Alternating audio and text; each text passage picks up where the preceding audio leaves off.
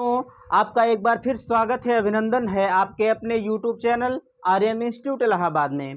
दोस्तों, जैसा कि आप जानते हैं, आपके सामने लिखा गया है डीएलएड प्रथम सेमेस्टर विज्ञान। मैंने आपसे कहा था कि मैं आपके सेमेस्टर के दौरान अनवरत मैं आपके साथ रहूंगा और आज उसी प्रक्रिया को, आपको पता है कि एक लेक्चर साइंस का आपके सामने जा चुका है, आज उसी के आगे मैं कंटिन्यू करने के लिए आपके सामने उपस्थित हूँ।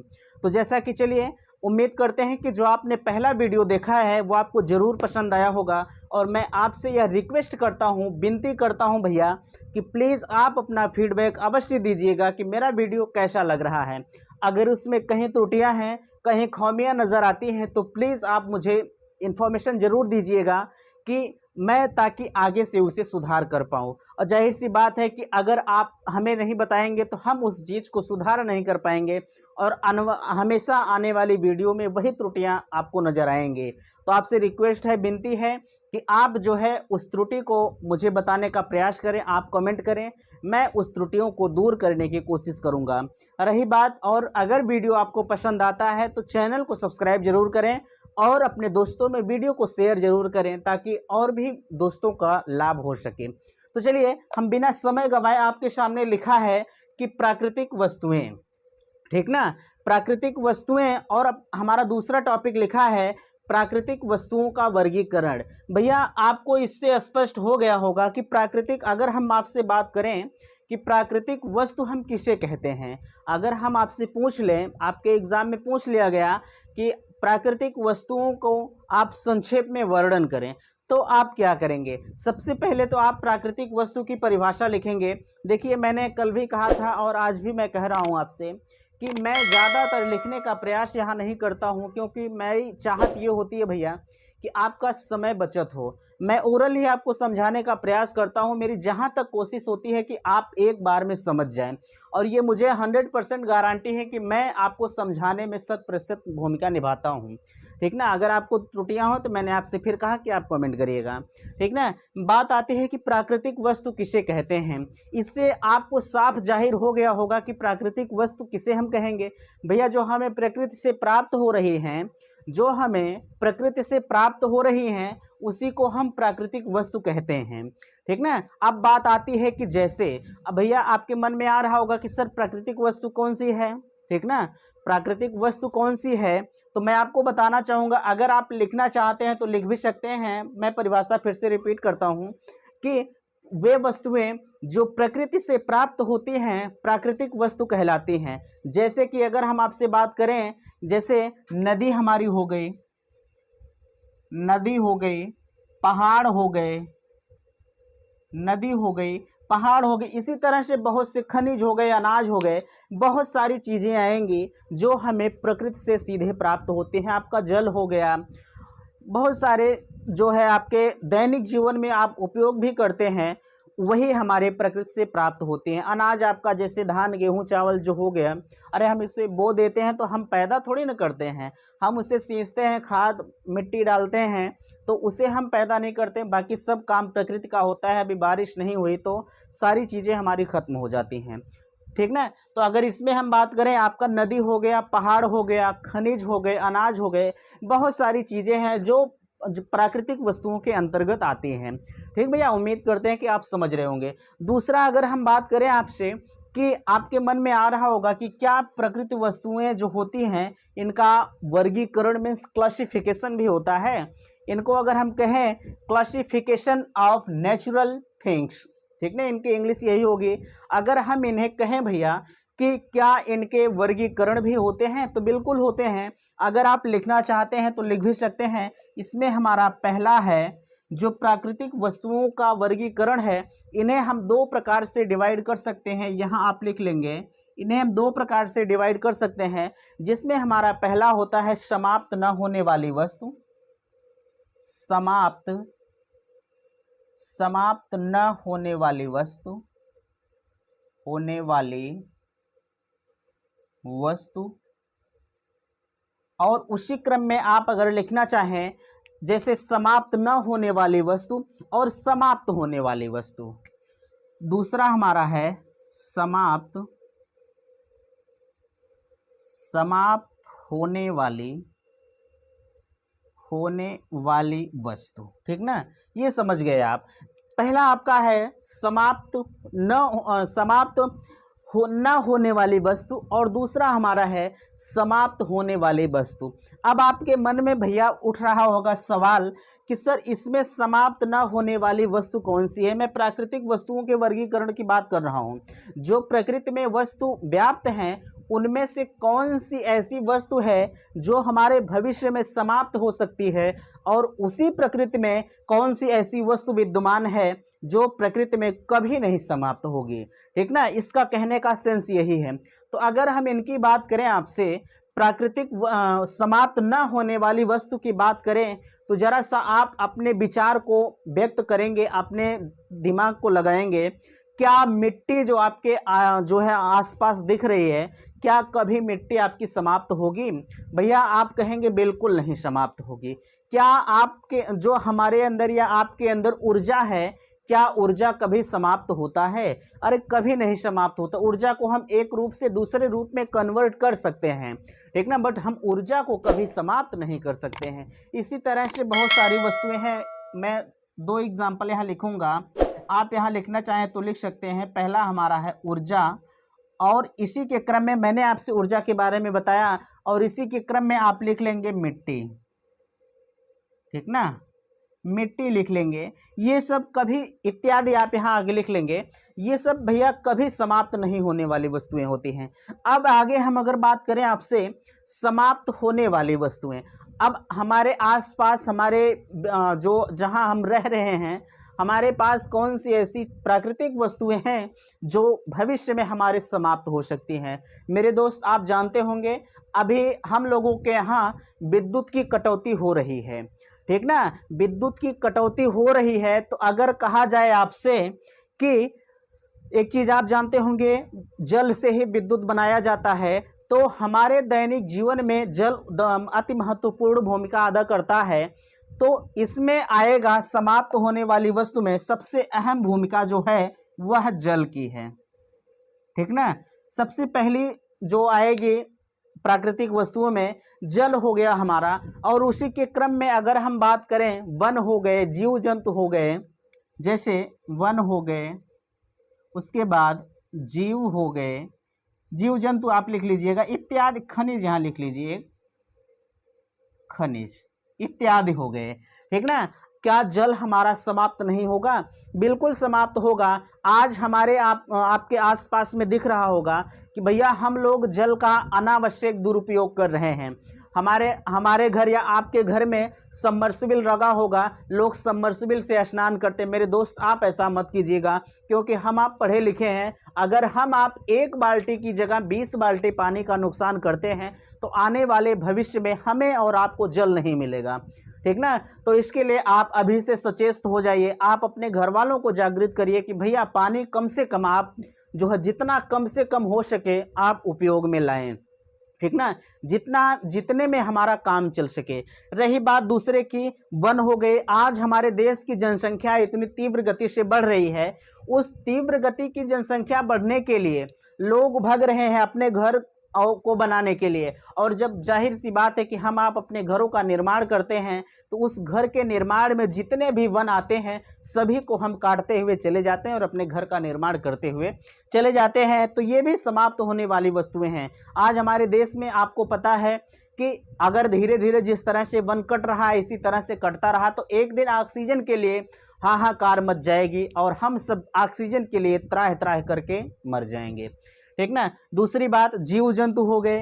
अरे भैया जीव जंतु भी कभी ना कभी समाप्त हो जाएंगे। उसके बाद आगे हमारा खनिज है, खनिज भी हमारा कहीं ना कहीं समाप्त हो जाएगा। आज जिस तरह से उपयोग हम कर रहे हैं, अगर उसी के क्रम में और आगे, जैसे अभी तो हमारी जनसंख्या जितनी उतनी आपको पता है, अभी और आगे जनसंख्या अनवरत बढ़ रही है, और जब जनसंख्या अनवरत बढ़ेगी तो जाहिर सी बात है इन सभी का उपयोग भी आगे और तेज से बढ़ेगा। तो ये सब चीज़ें जो आगे लिख रहे हैं, अभी और से बहुत सारी चीज़ों में मैं चर्चा करूंगा आपसे।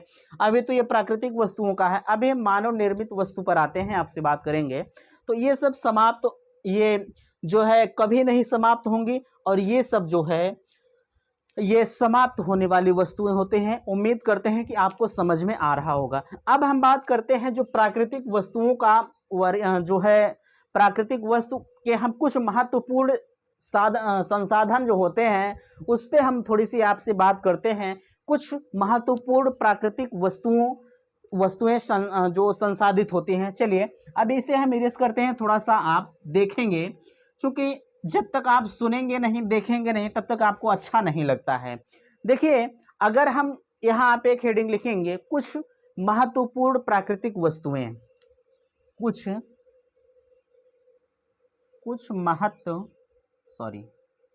महत्वपूर्ण प्राकृतिक वस्तु, यहां आप संसाधन लिख लेंगे, ठीक ना। इसका कहने का सेंस ये है, अब मैं थोड़ा सा आप बात करने आपसे जा रहा हूं भैया, कि जो प्राकृतिक वस्तुएं हैं, जो आपके दैनिक जीवन में प्राकृतिक वस्तुएं आप उपयोग कर रहे हैं, उस प्राकृतिक वस्तुओं का हम किस प्रकार से उपयोग करते हैं, कैसे क्या होता है। जैसे अगर हम यही कहें आपसे कि कुछ वस्तुएं संसाधन, भैया जैसे अगर हम इसके आगे बात करें आपसे, कुछ महत्वपूर्ण प्राकृतिक वस्तु एवं संसाधन, ठीक ना। अगर इसमें हम आपसे पहला जो डालें हेडिंग वायु, यहां आप लिख लेंगे वायु। आपने अगर इसे लिखा तो अब आपके मन में यह आ रहा होगा कि वायु क्या चीज होती है। मेरे दोस्त आप समझिएगा, वायु पृथ्वी एकमात्र ऐसा ग्रह है जहां हम आप रह रहे हैं, ठीक ना। हम आप पृथ्वी पर रह रहे हैं, पृथ्वी ही एकमात्र ऐसा ग्रह है जिसके चारों ओर, मैं वायु के बारे में चर्चा कर रहा हूं आपसे, ऐसा नहीं कि पृथ्वी मैंने कहा तो मैं पृथ्वी की बात कर रहा हूं, नहीं। आप ध्यान से सुनेंगे, अभी आप निचोड़ तक पहुंच जाएंगे कि आप पृथ्वी की ही बात कर रहे हैं, ठीक ना। मैं आपसे कह रहा हूं कि पृथ्वी एकमात्र ऐसा ग्रह है जिसके चारों ओर, क्या आपको लगता है कि कहीं ऑक्सीजन नहीं है, कहीं वायु नहीं है? हर जगह वायु विद्यमान है, जिसके चारों ओर ऑक्सीजन युक्त वायुमंडल है। आपके वायुमंडल में क्या सिर्फ ऑक्सीजन है? कार्बन डाइऑक्साइड है, नियान है, हाइड्रोजन है, हीलियम है, बहुत सारी गैसों का मिश्रण है, ठीक ना, बहुत सारी गैसों का मिश्रण है, और इसी को हम वायुमंडल कहते हैं। अगर अब एक शब्द में आपसे कहा जाए कि वायुमंडल हम किसे कहेंगे, तो विभिन्न गैसों का जो समूह होता है उसी को हम वायुमंडल कहते हैं, ठीक ना। यही कारण, जैसे हमारे पृथ्वी पर ऑक्सीजन भी पाई जाती है, हम ऑक्सीजन को प्राणवायु भी कहते हैं, ठीक ना। इस प्राणवायु के चलते हम आप यहाँ जिंदा है, इसीलिए पृथ्वी पर जो है, पृथ्वी पर ही जीवन पाया जाता है, अदरवाइज और कहीं नहीं, ठीक ना। उम्मीद करते हैं कि आप समझ गए होंगे। अब अगर इसके आगे हम आपसे बात करें जल, ठीक ना, अगर इसके आगे हम आपसे बात करें कि जल में एक पॉइंट बड़ा इंपॉर्टेंट है भैया, आप एक चीज ध्यान दीजिएगा, मैं साहित्य प्रकाशन की बुक से आपको पढ़ाने का प्रयास कर रहा हूं, अदरवाइज मेरे पास कोई भी बुक नहीं। आप इसके चक्कर में मत रहिएगा कि सर आप साहित्य का पढ़ा रहे हैं तो साहित्य से ही क्वेश्चन आएंगे, बिल्कुल ऐसी बात नहीं है। आपके जो भी राइटर की किताब आपसे हो सके आप ले लीजिएगा। थोड़ी सी हमें लगता है कि जो साहित्य प्रकाशन की बुक होती है वो अच्छी होती है, इसलिए मैं इसी से आपको पढ़ाने का प्रयास कर रहा हूँ, ठीक ना। और भी जैसे ठाकुर पब्लिकेशंस होती है, ये भी किताब अच्छी है, ऐसे नहीं ये बुक अच्छी नहीं, अच्छी है। जो आपसे हो सके आप ले लीजिएगा। मैटर सबका एक होता है, सिलेबस सबका एक होता है, बस किसी किसी में कंटेंट थोड़े से ज़्यादा होते हैं, किसी में थोड़े से कम होते हैं, ठीक ना। खैर जो भी है, देखिए मैं बात करता हूं आपसे जल का। जल आपको पता है कि प्रकृति जो हमारी है उसका एक अमूल्य धरोहर है, ठीक ना। बिना जल के जीवन संभव नहीं है, ठीक ना। अमूल्य धरोहर है या अमूल्य संपदा है, जो भी आप कहें आप कह सकते हैं। एक चीज और आप नोट कर लीजिएगा, इसे किसी कॉर्नर पर आप नोट कर सकते हैं भैया, कि पृथ्वी, ठीक ना, पृथ्वी पर जल का जो 75% भाग है, ध्यान दीजिएगा, यहां आप लिखेंगे, इसे हम इरेज करते हैं, थोड़ा सा आप लिखने का प्रयास करेंगे क्योंकि ये बड़ा इंपॉर्टेंट पॉइंट है। पृथ्वी पर देखिए ये लिख लीजिएगा, इसमें आपको लिखना है कि पृथ्वी पर जल का 75% भाग है। पृथ्वी पर जल का 75% भाग है, पृथ्वी पर जल का 75% भाग है, जिसे हम हाइड्रोस्फीयर कहते हैं, ठीक ना, सॉरी, जिसे हम हाइड्रोस्फीयर, हाइड्रोस्फीयर कहते हैं। आप आगे लिख लीजिएगा। आप ध्यान देंगे, इससे आप एक एरो बनाकर लिख लेंगे भैया। पृथ्वी पर जल का 75% भाग है। देखिए इंपॉर्टेंट आपके लिए कैसे बनता है, आपसे इसी तरह से प्रश्न पूछा जा सकता है। हाइड्रोस्फीयर किसे कहते हैं, हाइड्रोस्फीयर किसे कहते हैं, या आपसे और पूछा जा सकता है कि पृथ्वी पर कितने % जल की मात्रा पाई जाती है। तो जाहिर सी बात है, जब आपको यह ज्ञान रहेगा तो आप इसके लास्ट तक पहुंच पाएंगे।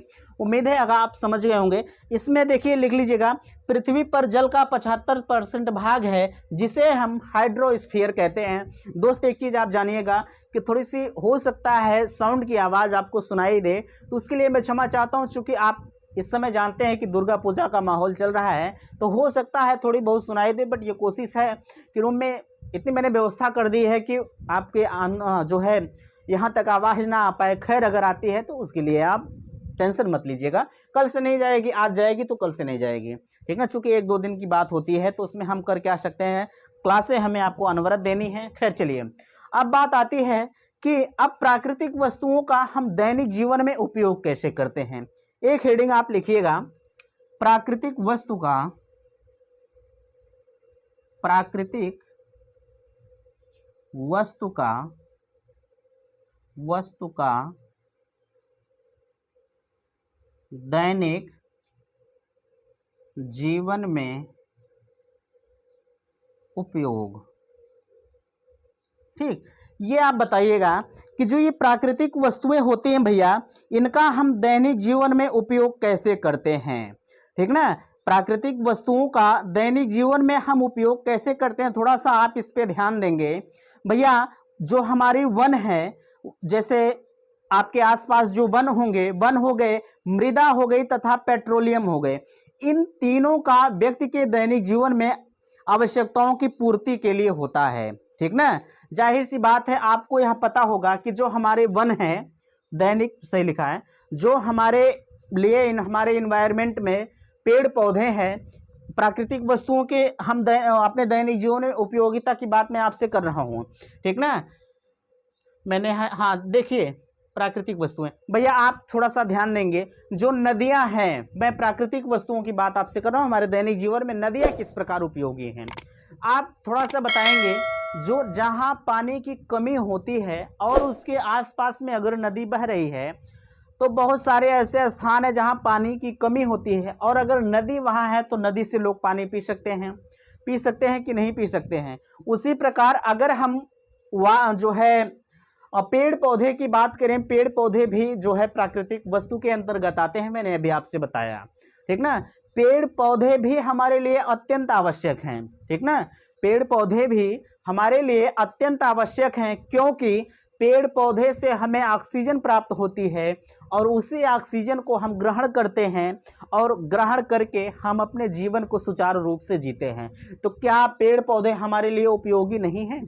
बिल्कुल है उपयोगी। हम जो अपने अंदर से कार्बन डाइऑक्साइड की मात्रा निकालते हैं, पेड़ पौधे बेचारे उस जो है CO2 की मात्रा मीन्स कार्बन डाइऑक्साइड की मात्रा को लेते हैं, और हमारे लिए प्राणवायु मीन्स कहा जाए ऑक्सीजन छोड़ते हैं, ठीक ना। तो ये सब दैनिक जीवन में उपयोगिता है। बहुत सारी वस्तुएं हैं जिनका हम अपने दैनिक जीवन में उपयोग करते हैं। अगर बात किया जाए आपसे कि, और जैसे मृदा हो गई, मिट्टी जो हो गई आपकी, अगर हम मिट्टी की आपसे बात करें, मिट्टी भी प्राकृतिक वस्तु के अंतर्गत आएगी। अगर हम भैया मिट्टी की बात करें, तो आपको पता है कि हम अपने खेतों में मिट्टी का उपयोग करते हैं, ठीक ना।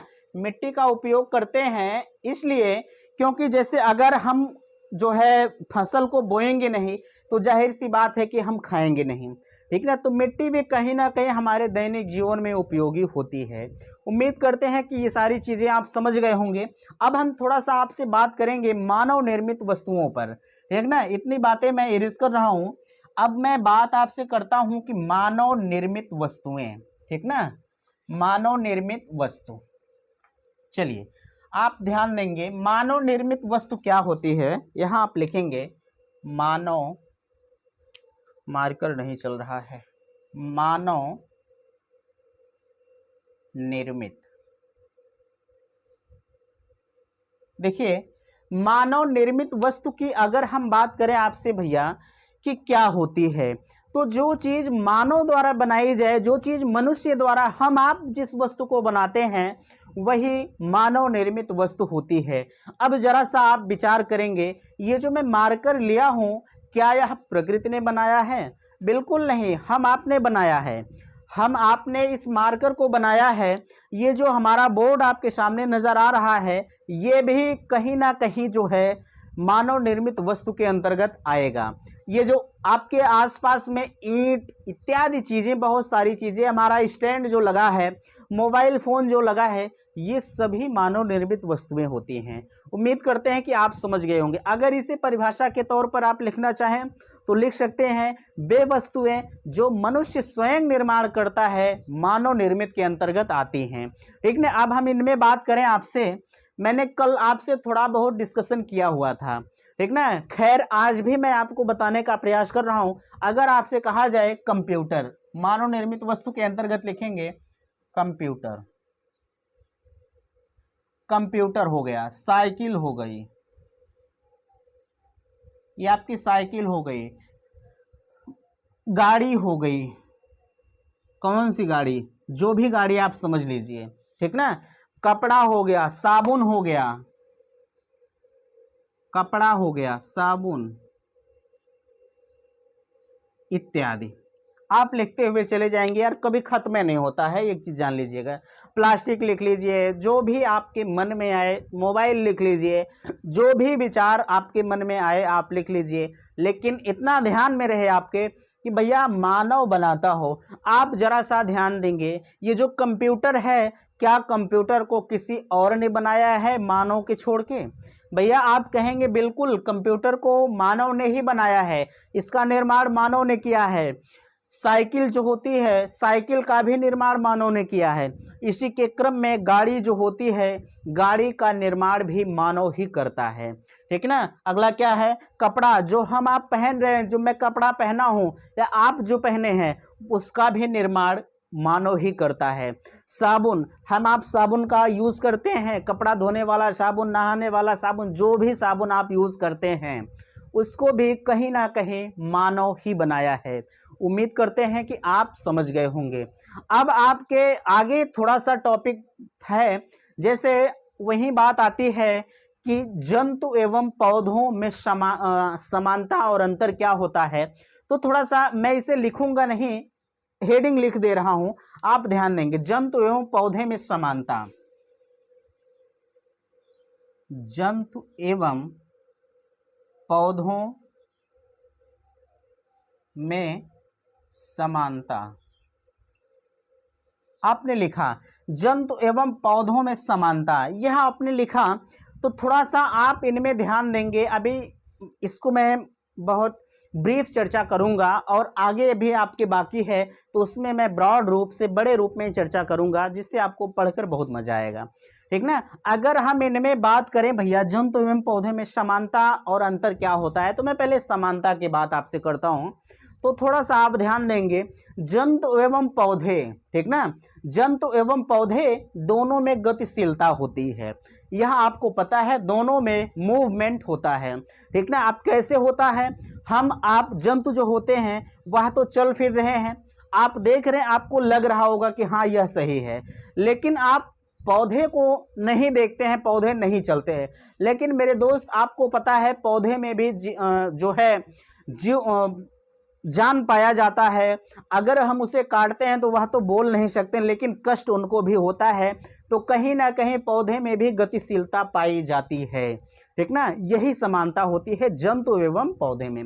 अगला क्या है, पेड़ पौधे जो होते हैं भैया, पेड़ पौधे एवं जंतु दोनों कहीं ना कहीं वृद्धि करते हैं, वृद्धि का गुण दोनों में पाया जाता है। हम और आप होते हैं, एक छोटा सा बच्चा होता है, धीरे धीरे करके वह बड़ा होता चला जाता है। उसी प्रकार से एक छोटा सा पेड़ होता है, जब आप कहीं पेड़ लगाए होंगे तो आप देखे होंगे, जब वह आप पेड़ को लगाते हैं तो पहले छोटा होगा, उसके बाद धीरे धीरे बढ़ता हुआ चला जाएगा। तो उसी प्रकार मैंने आपसे कहा कि पेड़ पौधे एवं जंतु दोनों में वृद्धि का गुण पाया जाता है, मीन्स बढ़ने की प्रवृत्ति दोनों में पाई जाती है, अनवरत बढ़ते रहते हैं और एक सीमा तक बढ़ते हैं। ऐसा नहीं कि मृत्यु पर्यंत तक दोनों बढ़ते ही रहेंगे, ऐसा नहीं है, लेकिन एक निश्चित सीमा होती है, उसी के अंदर वो अपनी वृद्धि को पूर्ण कर लेते हैं। ठीक ना। अगला अगर हम बात करें आपसे कि भोजन की आवश्यकता होती है, पेड़ पौधे और जो है मानव दोनों को भोजन की आवश्यकता होती है। ठीक ना, ये भी आपको पता है। अरे हम आप बिना खाना खाए तो रहेंगे नहीं। उसी प्रकार से पेड़ पौधे अपना भोजन कैसे बनाते हैं? पेड़ पौधे अपना भोजन प्रकाश संश्लेषण से बनाते हैं, जो जो सूर्य की रोशनी से बनाते हैं। ठीक ना। अगला क्या है? इनमें संवेदनशीलता का गुण पाया जाता है। और अगला अगर हम आपसे कहें कि श्वसन का गुण, श्वसन पेड़ पौधे भी करते हैं, हम आप भी श्वसन करते हैं। तो उम्मीद करते हैं कि आप समझ गए होंगे, और अगर नहीं समझे तो बताइएगा, फिर से मैं रिवीजन एक के तौर पर आपको एक क्लास में दे दूंगा। अगला अगर हम आपसे कहें कि थोड़ा सा और बाकी है दोस्त, अगर वीडियो आपके सामने थोड़ा सा बड़ा जा रहा है तो उसके लिए आप बेफिक्र रहिएगा, क्योंकि अगर मैटर आपको अच्छा दिया जा रहा है तो वीडियो से आपको कोई आपत्ति नहीं होनी चाहिए। आप कम से कम पढ़ने का प्रयास करें। ठीक ना, पढ़ने का प्रयास करें। देखिए अगर मैं आपसे बात करूं भैया कि अब इसी के आगे बात आती है, आपके टॉपिक में रखा गया था स्वपोषी परपोषी किसे कहते हैं। साइंस वर्ग के बच्चे जानते होंगे, इसे मैं इरेज कर रहा हूं। अगर बात आती है कि स्वपोषी एवं परपोषी, देखिए स्वपोषी व परपोषी, परपोषी, ठीक ना, इसी पर हम थोड़ा सा और डिस्कस करेंगे। स्वपोषी किसे कहते हैं? मैंने अभी आपसे बताया कि पेड़ पौधे जो होते हैं वो अपना भोजन स्वयं बनाते हैं, और मनुष्य जो होता है वह पेड़ पौधों पर आश्रित रहता है, यह आपको पता है। ठीक ना। तो उसी के क्रम में हमारा स्वपोषी जो है, स्व मीन्स स्वयं होगा और पर मीन्स दूसरे पर होगा। ठीक ना। जो स्वपोषी होंगे, आपको पता है स्वपोषी किसे कहेंगे? हरे जो ऐसे जो हरे पेड़ पौधे जो अपना भोजन स्वयं बनाते हैं। ठीक ना। जो अपना भोजन, यहां लिखेंगे जो अपना भोजन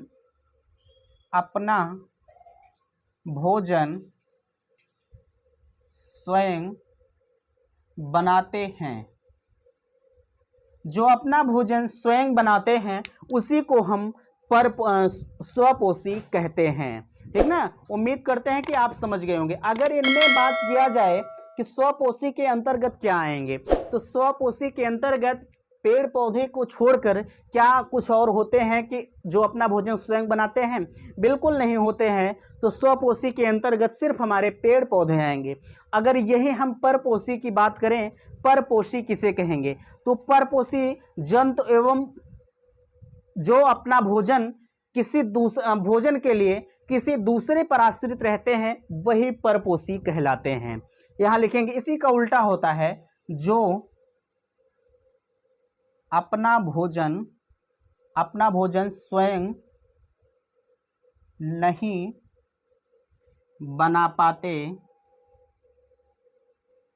पाते और वे किसी दूसरे पर आश्रित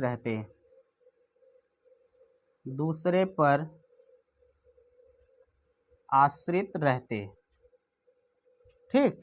देखिए आप ध्यान देंगे, अगर इसकी बात की जाए कि परपोषी किसे कहते हैं? परपोषी जो अपना भोजन स्वयं नहीं बनाते हैं, किसी दूसरे पर आश्रित रहते हैं, वही हमारे परपोषी रहते हैं, या अन्य जीव जंतुओं पर आश्रित रहते हैं, जो भी आप कह सकते हैं, आप कह लीजिए, वो जो है परपोषी कहलाते हैं। परपोषी के अंतर्गत हम और आप आते हैं। परपोषी के अंतर्गत, क्योंकि हम और आप पेड़ पौधे पर आश्रित हैं, हम और आप अपना भोजन स्वयं नहीं बना सकते हैं, उसी प्रकार इसी को हम परपोषी कहेंगे। ठीक ना। उम्मीद करते हैं कि आप समझ गए होंगे। अभी इनमें और बहुत सारी चीज़ें बाकी है, तो चलिए मैं एक एक करके आपको समझाने का प्रयास करता हूँ। जैसे अगर इसी के क्रम में स्वपोषी हुआ, परपोषी हुआ, इन सभी को आपने समझा। ठीक ना। यहाँ आप अगर एग्जाम्पल के तौर पर लिखना चाहते हैं तो लिख लेंगे, मानव यहाँ लिख लीजिए, मानव हो गया, यहाँ पेड़ पौधे हो गए, पेड़ पौधे, ठीक ना, ये आपने लिखा। अगर आगे हम आपसे कहें कि वीडियो देखिए थोड़ा सा बड़ा हो रहा है, तो अगर आप लोग कहें तो इस वीडियो को यहीं पर अंत करते हैं। नेक्स्ट अपने अगले वीडियो में आपसे मिलेंगे। जो भी इसमें अभी बाकी हमारा है, जैसे मृतोपजीवी हो गया, परजीवी हो गया, इसी प्रकार से बहुत सारी चीज़ें अभी बाकी हैं, श्वसन, रिस्पिरेशन इत्यादि चीज़ें बाकी हैं। तो खैर आज के लिए सिर्फ इतना ही। मैं मिलता हूं नेक्स्ट अपने अगले लेक्चर में, लेकिन उससे पहले मैं आपसे एक रिक्वेस्ट करना चाहूँगा कि अगर यह वीडियो आपको पसंद आता है तो प्लीज़ आप लोग कमेंट करके ज़रूर बताइएगा कि हाँ आपका पढ़ाया हुआ मुझे समझ में आता है, ठीक ना। तो थैंक्स, धन्यवाद।